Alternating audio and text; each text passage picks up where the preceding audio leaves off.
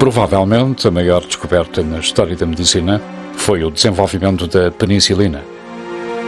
Uma substância que após a sua descoberta foi apelidada como um verdadeiro milagre. Finalmente tinha sido encontrada uma droga que podia curar pessoas com as mais horríveis infecções. E apesar de várias bactérias patogénicas se terem tornado resistentes à penicilina, foram encontrados novos tipos de antibióticos para suprimir estas doenças. Contudo, devido ao abuso e consumo excessivo da penicilina, muitas bactérias patogénicas levaram rapidamente a melhor sobre a droga milagre. As bactérias resistentes estão a ganhar terreno e, entretanto, o desenvolvimento de novos medicamentos foi praticamente interrompido. O preço do progresso. Os últimos antibióticos.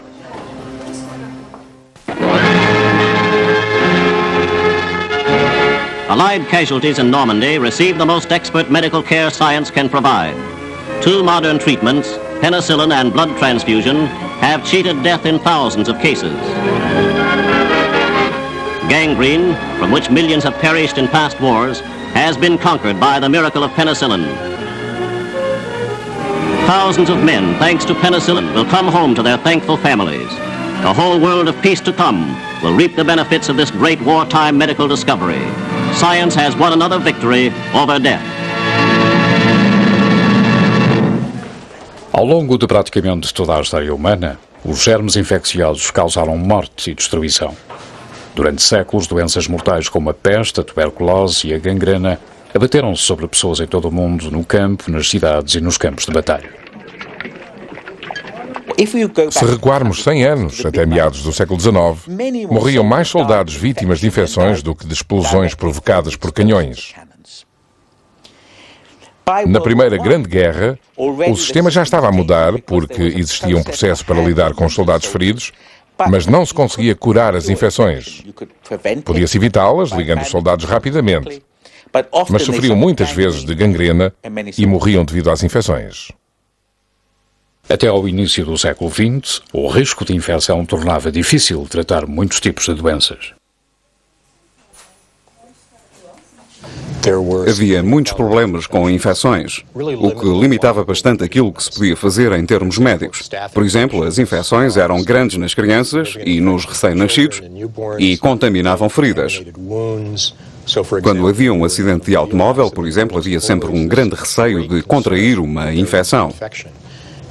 Por isso, em muitos casos, era preferível amputar uma perna do que correr o risco de a infecção se alastrar. A procura de um remédio que pudesse curar doenças terríveis, como a sífilis, a gonorreia e a pneumonia, tem decorrido desde o início da civilização.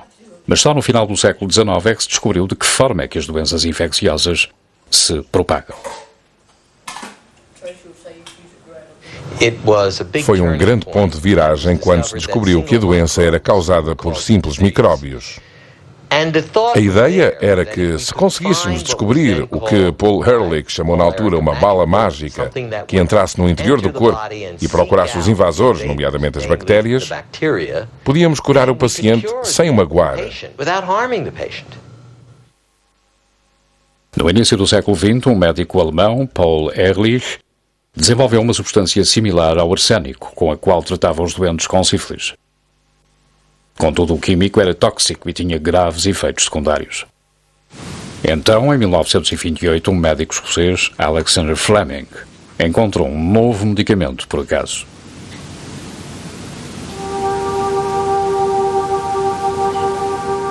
Um dia, enquanto trabalhava com culturas de bactérias, Fleming descobriu uma mancha de bolor.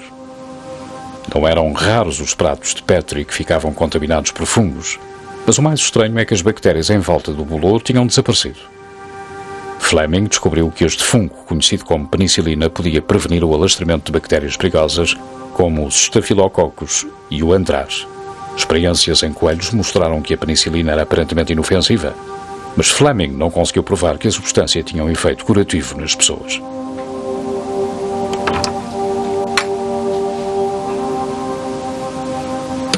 Treze anos mais tarde, a penicilina começou a ser produzida em larga escala nos Estados Unidos.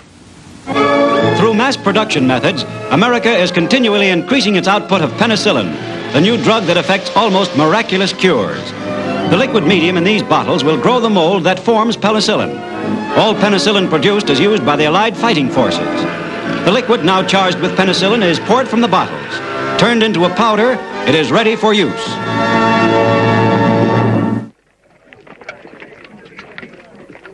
A produção de penicilina teve uma grande importância durante a Segunda Grande Guerra. Na capa da revista Time, de maio de 1944, dizia que o remédio de Fleming iria salvar mais vidas do que aquelas que a guerra iria consumir. A penicilina foi amplamente utilizada para salvar vidas de soldados que sofriam de septicémia, mas também para combater outros diferentes tipos de doenças entre os mesmos. Every time there's a war, the venereal disease rate takes a jump. It's bad enough in peacetime, but now it's like a forest fire. No organization of saboteurs could do half this damage to our army. Algumas das doenças características dos soldados são as doenças sexualmente transmissíveis. Se pensarmos na Europa em 1945, mulheres famintas, milhões de soldados, jovens separados das namoradas e esposas. Foi o início de uma terrível epidemia de sífilis. We average 30 venereal disease cases each year out of every 1,000 men in uniform. That means 300,000 men put out of action each year in a 10 million men army. Think of that, 300,000 casualties without even a battle. Pode dizer-se, e acredito que é verdade, que se não fosse a penicilina, a sífilis teria sido para a Europa o que a sida viria a ser mais tarde para a África. E a memória deste medicamento maravilha é muito importante para recordar o motivo pelo qual mais tarde assumimos que a penicilina iria solucionar todos os nossos problemas.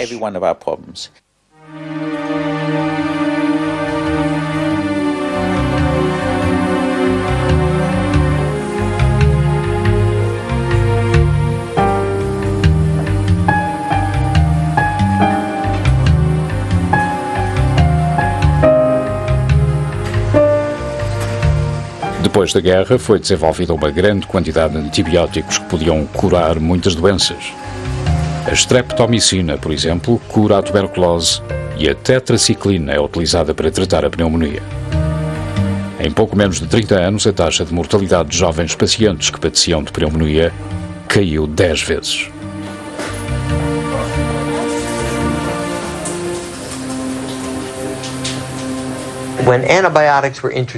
Houve um declínio acentuado na perda de vidas e na hospitalização de doentes com pneumonias, infecções do trato urinário e da pele. Penso que teve um efeito enorme e penso que esta é a razão pela qual muitos dos que trabalham no campo da medicina acreditam que os antibióticos são um dos tesouros que temos no nosso arsenal para tratar pacientes. Claro que na altura não foi utilizado apenas para os gravemente doentes, mas para os que sofriam daquelas doenças irritantes que temos todos os dias. As infecções inflamatórias, as dores de garganta, os dedos doridos, mas também para tornar não só as nossas vidas mais longas, mas mais felizes.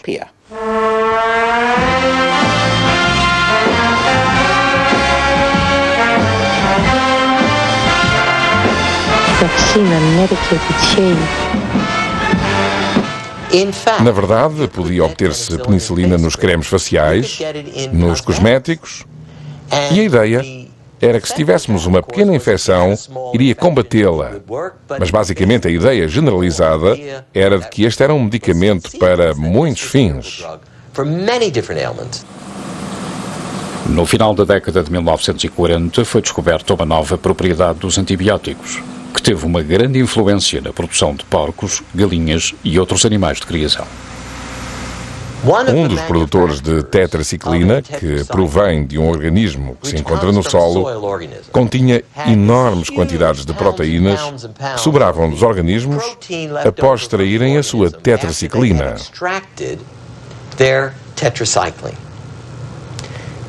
E questionaram-se se não poderia ser aplicado em algum lado, tal como na alimentação de galinhas e outros animais. Quando adicionaram estas carcaças de bactérias à alimentação, descobriram que os animais cresciam mais com menos alimento e os que descobriram isto pensavam que tinham encontrado uma nova vitamina. Perceberam desde muito cedo que era o facto de ainda existirem antibióticos neste produto que fazia com que os animais crescessem mais rapidamente. E descobriu-se que se adicionassem quantidades muito pequenas à alimentação durante a vida do animal, este iria crescer de forma mais rápida. E assim os antibióticos tornaram-se muito rapidamente numa ferramenta de produção, não um remédio, nem sequer era tido ou visto como um remédio. Alterou a indústria de um dia para o outro. Os produtores de animais de todo o mundo começaram a procurar antibióticos para os adicionarem à alimentação ou compravam-nas já com antibióticos.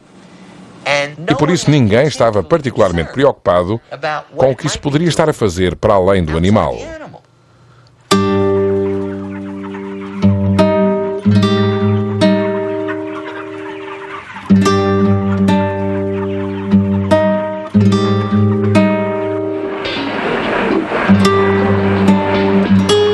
Na década de 1950, as vendas de antibióticos tornaram-se num grande negócio e foram utilizadas milhares de toneladas para combater doenças.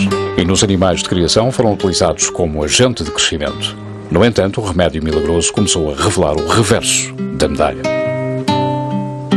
Pouco tempo depois de terem sido introduzidos, apareceu uma pequena nuvem no horizonte, quando os estafilococos, que eram uma das bactérias, um dos grupos de bactérias que causavam maiores preocupações em termos de ferimentos graves e infecções, começaram a mostrar resistência à penicilina. Aparentemente, as bactérias patogénicas podiam tornar-se resistentes à penicilina. Já em 1945, no The New York Times, Alexander Fleming alertou para o uso descontrolado da penicilina e também avisou que tomar doses pequenas iria criar condições para a geração de bactérias, uma vez que estas conseguiam sobreviver a pequenas doses. Ninguém ligou ao aviso de Fleming e só nos anos 60 é que as pessoas se aperceberam que o remédio milagroso podia falhar.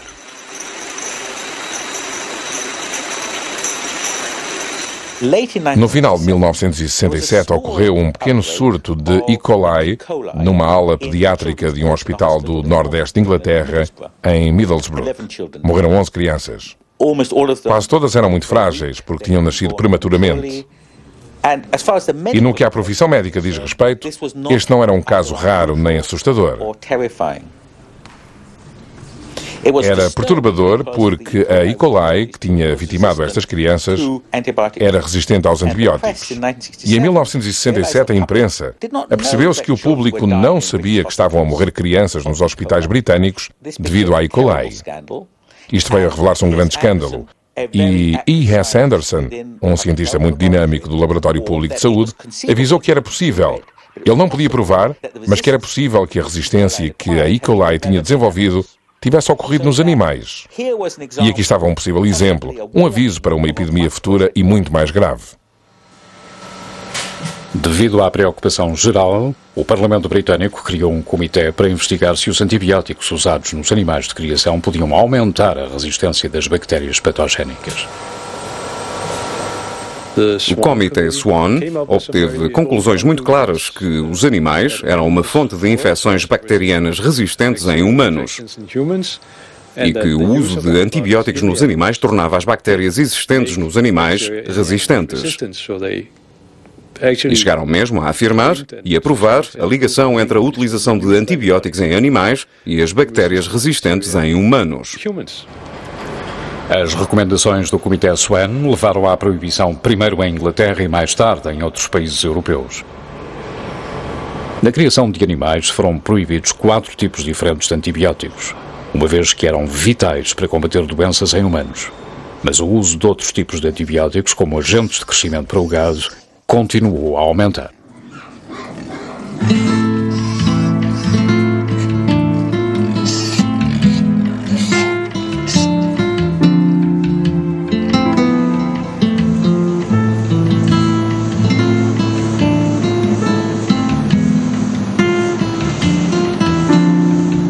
No início da década de 1970 eram descobertos cada vez mais tipos de bactérias resistentes. Há muito que os agressivos Staphylococcus aureus tinham sobrevivido à penicilina, mas até essa altura havia outros antibióticos que tinham conseguido dominar esta perigosa bactéria. Na altura em que recebi a minha formação médica, no início da década de 1970, era do conhecimento geral que não se devia utilizar penicilina contra os Staphylococcus aureus. Ocasionalmente, recebíamos doentes com uma infecção estafilocócica que se podia curar com penicilina. E era sempre algo de extraordinário, sobre o qual chegávamos a comentar.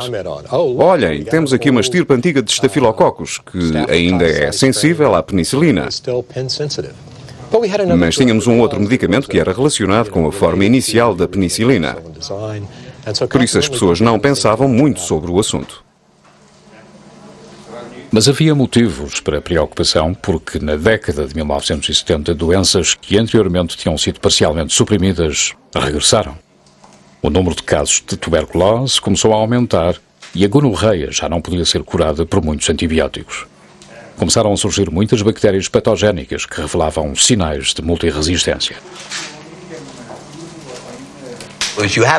Se tivermos uma comunidade de bactérias onde uma ou duas adquiriu resistência e lhes adicionarmos o antibiótico, apenas aquelas que forem resistentes sobreviverão.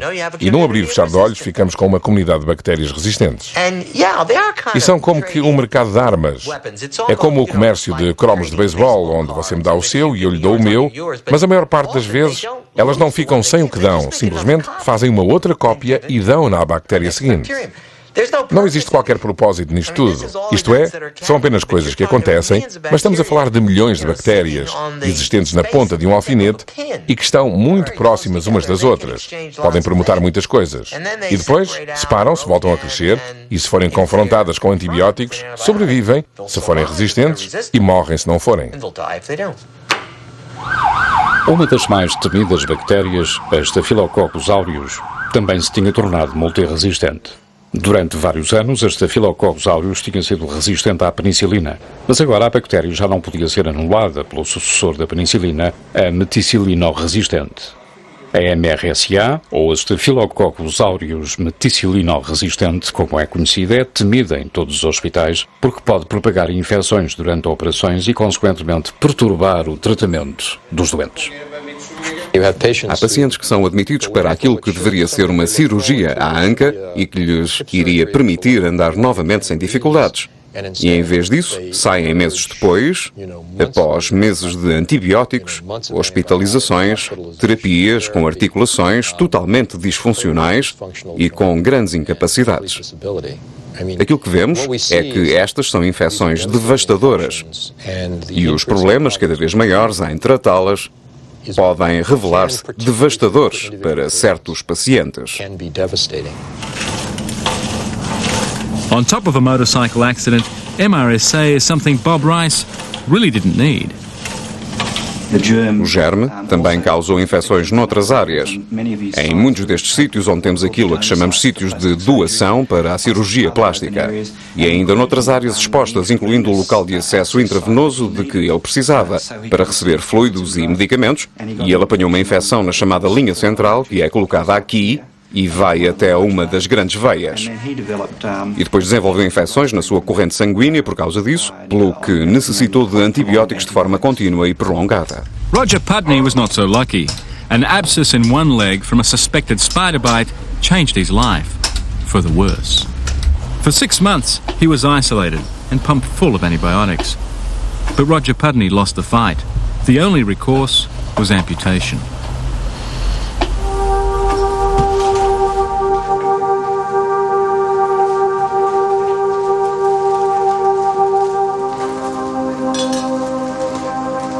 A bactéria MRSA propagou-se rapidamente por todo o mundo para grande preocupação das autoridades de saúde, uma vez que existia um número cada vez menor de novos tipos de antibióticos que pudessem substituir os anteriores.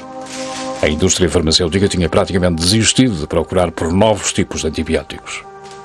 É arriscado, ou seja, já procuraram afincadamente sem descobrirem nada.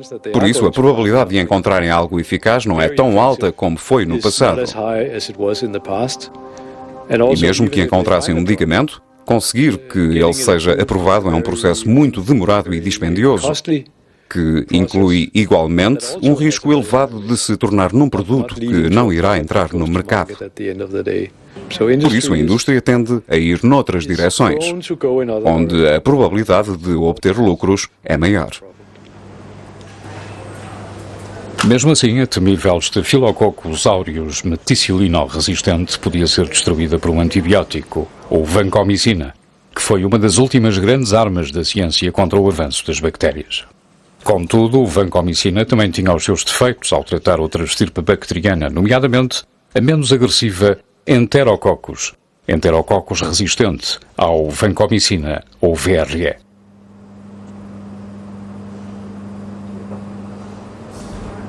Obtivemos a primeira estirpe de VRE em 1989 e questionámo-nos como é que estas coisas apareciam de forma tão estranha. O diretor do Laboratório de Microbiologia Clínica chamou-me e disse: "Adivinhe o que descobrimos." Era uma espécie de novidade engraçada e emocionante e não lhe demos grande importância. Mas de repente, e durante os 2 anos seguintes, começámos a descobrir cada vez mais e deixou de ser uma novidade para se tornar num problema médico muito sério. Até àquela altura, a vancomicina começava a ser utilizada para tratar o Staphylococcus aureus, que era resistente à maioria dos outros antibióticos. Era um antibiótico que salvava vidas. E agora víamos outra bactéria a tornar-se resistente à vancomicina. E isso não era nada bom. E lembro-me que houve hospitais que tiveram o problema, mas muitos não. Mas em meados da década de 1990, praticamente todos os hospitais tinham VRE. Tínhamos pessoas a morrer neste hospital devido ao Enterococcus resistente à vancomicina. Mortes que, se os doentes tivessem sido infectados com um Enterococcus suscetível, podíamos evitar. Estes eram doentes a quem tínhamos feito coisas terríveis, no sentido em que estes eram doentes que tinham tido cancro, quimioterapia ou transplantes de medula, e que podíamos tratar qualquer que fosse a infecção que contraíssem, e subitamente já não podíamos dar aos pacientes essa tranquilidade. Já não podemos dizer-lhes: "Não se preocupem se vierem a ficar infectados porque nós tratamos do assunto", e por isso houve mortes.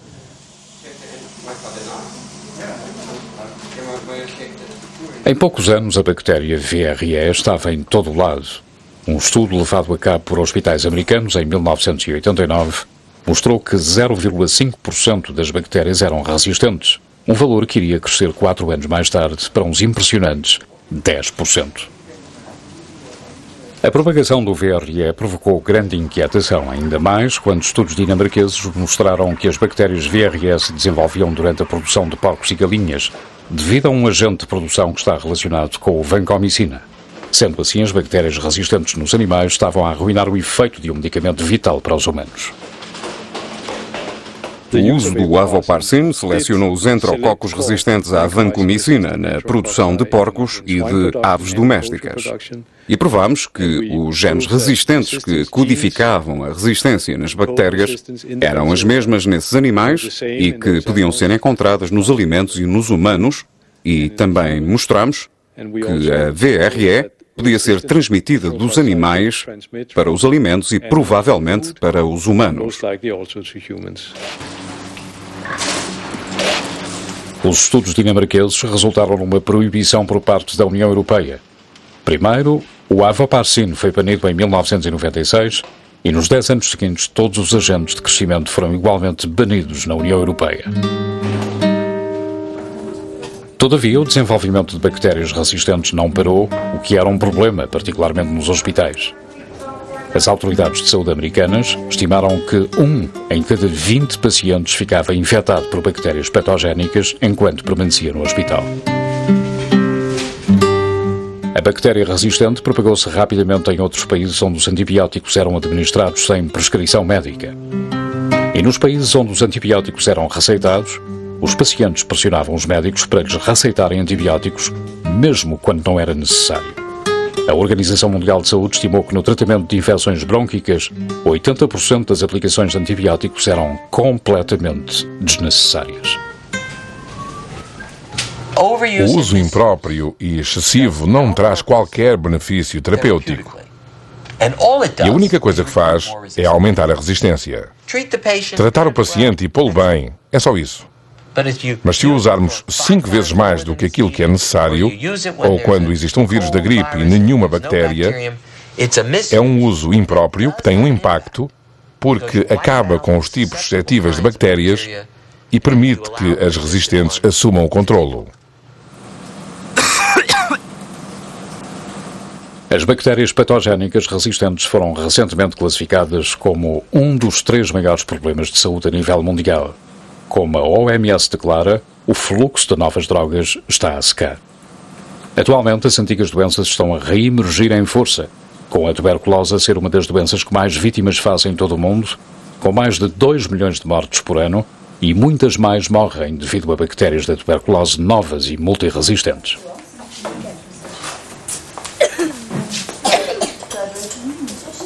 Julgamos que existem cerca de 500 mil casos de tuberculose resistente a vários medicamentos todos os anos à volta do mundo.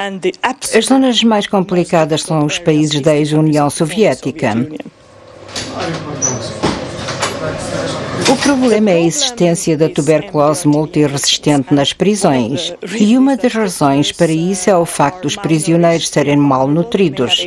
São vulneráveis, podem ter HIV, por isso são suscetíveis à tuberculose. As prisões são sobrelotadas, as pessoas vivem em espaços tão confinados que têm que dormir por turnos, o que significa que se alguém tiver tuberculose multiresistente, esta é transmitida rapidamente para os outros. A situação é realmente muito assustadora nas ex-repúblicas soviéticas e em alguns locais da China, onde os valores são muito elevados. Mas temos de estar alerta em todo o mundo porque a tuberculose não para nas fronteiras.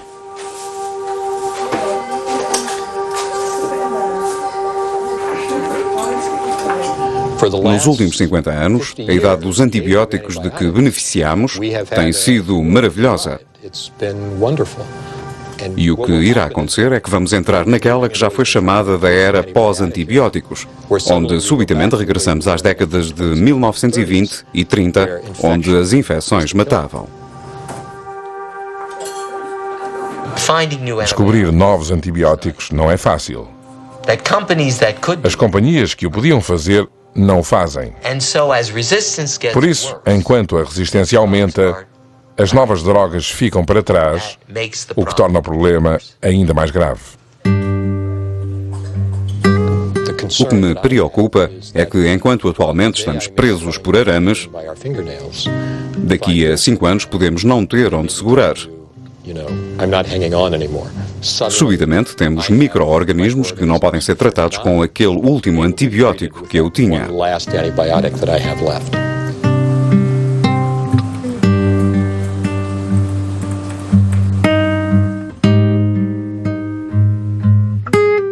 Versão portuguesa via satélite.